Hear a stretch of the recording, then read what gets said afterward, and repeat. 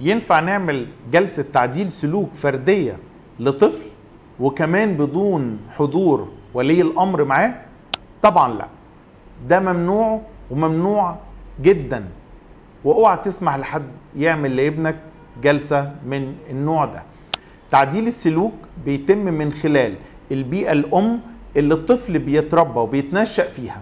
البيئة الأم هي البيت، هي دي اللي بتربي الطفل، بتعلمه، بتنشأه.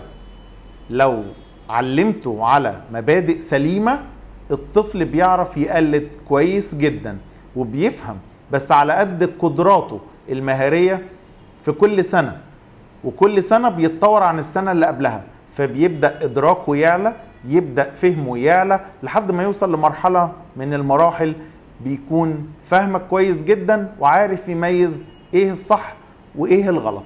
لكن في المراحل الأولى من عمره محتاج اني اهيئ البيئة المحيطة بيه علشان يطلع الطفل بيتنشأ في البيئة الأصيلة بتاعته أو البيئة الأم بتاعته بشكل سليم وبشكل كويس. عشان أعمل ده أنا محتاج أعمل التهيئة للأب والأم والبيت علشان الطفل يقدر يكبر وينمو بشكل سليم والسلوكيات تبقى أقل، لأني الكمال لله وحده، مفيش حد هيطلع ما بيعملش أي سلوك خاطئ.